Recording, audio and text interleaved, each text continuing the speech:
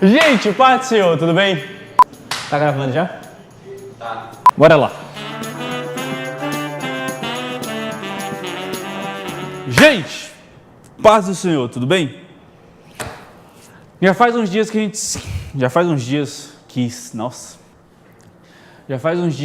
gente se viu, né?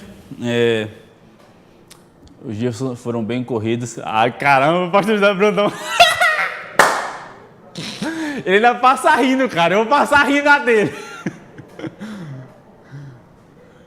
Eu vou passar rindo na sua.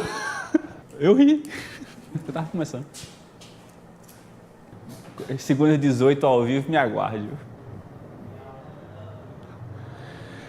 Gente, paz do Senhor, tudo bem? E aí, como é que vocês estão? Tem uns dias que eu apareci por aqui. Foram dias extremamente corridos, enfim. Muita coisa na igreja, muita coisa em casa, planejando outras coisas, então acabei me passando aqui. Mas vamos concluir a série de obediência. Como eu sempre falei, 4 vídeos do mesmo assunto. Falamos sobre a obediência aparente, né? Falamos sobre a obediência parcial. No último vídeo falamos sobre obediência cega. E hoje vamos falar, para concluir essa linha de raciocínio, sobre o orgulho da obediência. Como assim o orgulho da obediência?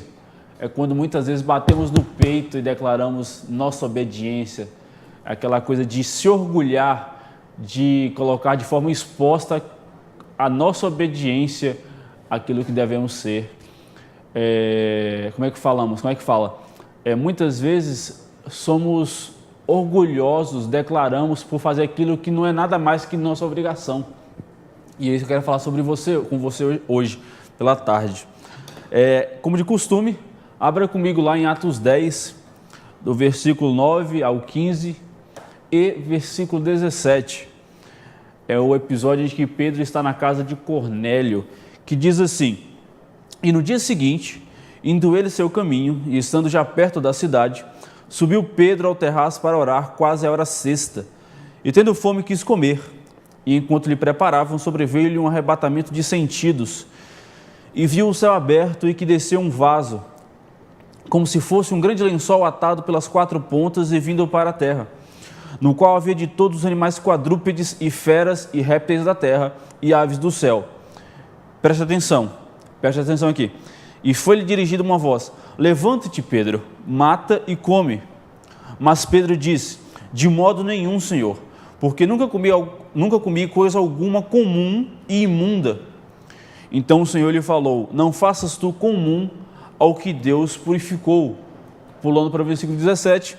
E estando Pedro duvidando entre si acerca do que seria aquela visão que tinha visto, eis que os homens foram enviados por Cornélio, pararam à porta, perguntando pela casa de Simão.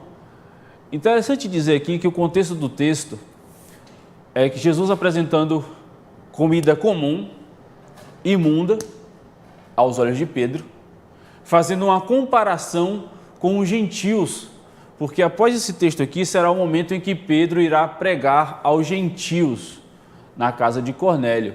Então Deus está mostrando a ele através dessa visão que Deus, através da sua graça e misericórdia, purificou os gentios, e então por conta disso Deus dá uma visão a Pedro sobre a comida comum que Deus purificou.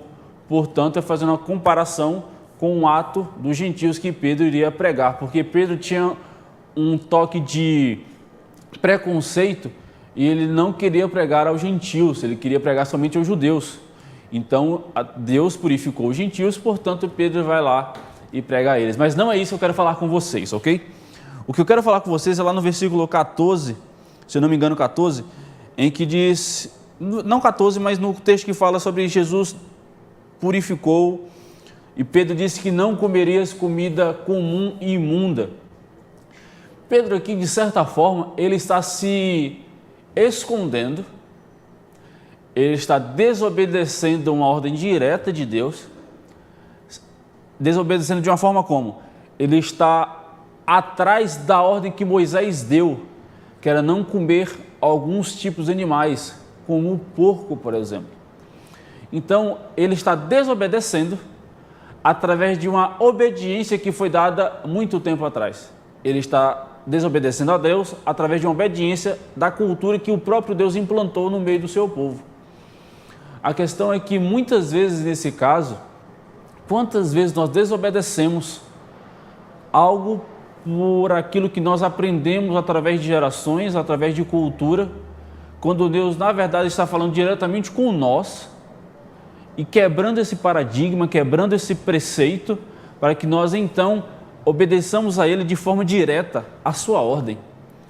Quantas vezes isso é muito comum dentro das igrejas, porque o orgulho da obediência está dentro daqueles religiosos, daquelas pessoas que vivem através da religião, quando muitas vezes a religiosidade, por favor me entenda, a religiosidade, a adoração à religiosidade, o foco na religiosidade, não o foco em Deus, é que muitas vezes desobedecemos a Deus, nos escondendo através da cultura da religiosidade, como isso está intrínseca dentro das igrejas. Quando eu digo igreja, digo 4 paredes, por favor não me confunda, porque existe a igreja do Senhor, perfeita, e existe a igreja que o homem constrói e de certa forma faz parte através dos seus erros, cultura, enfim, como ele influencia aquilo que ele é dentro da igreja. Então, através dessa cultura impregnada, muitas vezes desobedecemos a Deus dessa forma, através do orgulho da obediência. Isso é muito perigoso, porque é interessante que Deus fala a Pedro, não faças tu comum ao que Deus purificou. Quantas vezes façamos comum, quantas vezes não damos atenção, quantas vezes não damos devida força e vontade a fazer aquilo que Deus ordenou, porque julgamos comum e impuro. Interessante que tudo aquilo que temos algum tipo de julgamento e exercemos isso, é cabível ao nosso pensamento, mas você não purifica ou julga algo como mal, porque não foi você que fez, tudo veio de Deus, tudo é de Deus e tudo retornará para Ele. Então tudo aquilo que Ele lhe disser para fazer, faça. E outra coisa, não fique dizendo de peito aberto, eu fiz porque Deus mandou. Deixa eu te falar, você não faz mais nada, você não faz nada além da sua obrigação quando você obedece. Não sei se você tem filho, uma filha, sobrinho, um primo, alguma coisa, mas você já viu essa cena quando o filho diz para a mãe, mãe, passei na prova, e a mãe fala assim, você não fez mais nada que sua obrigação.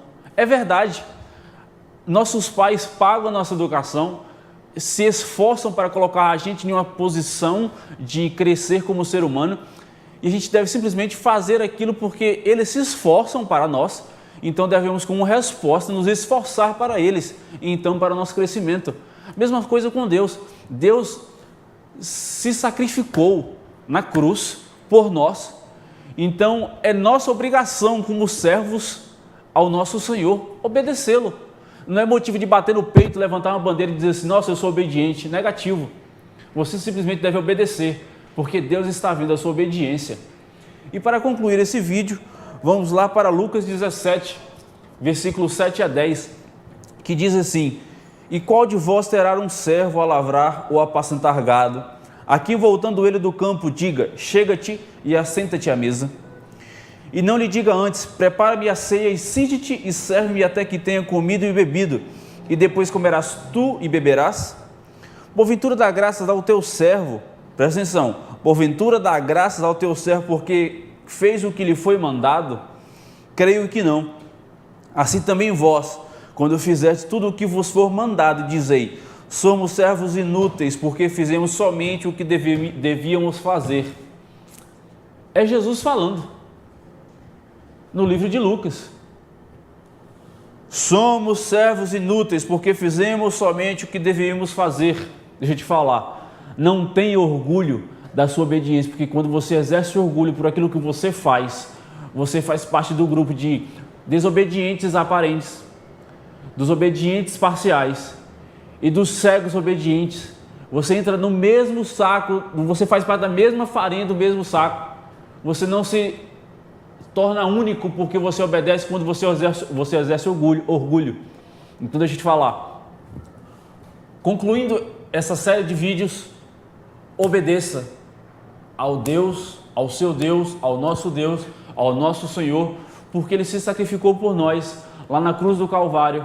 Portanto, devemos, como servos, que fomos salvos por Ele, comprados por Ele na cruz pelo seu sangue, devemos obedecer de forma completa, de forma com amor, com força, com completude, para que juntos possamos servi-lo e ir junto com Ele, para o céu retornar. E enfim, viver com obediência, crescer como um cristão, crescer como alguém que tem relacionamento com Deus, que escuta a sua voz, seja através de uma conversa íntima com Ele dentro do quarto, mas como também alguém que obedece diante da sua palavra.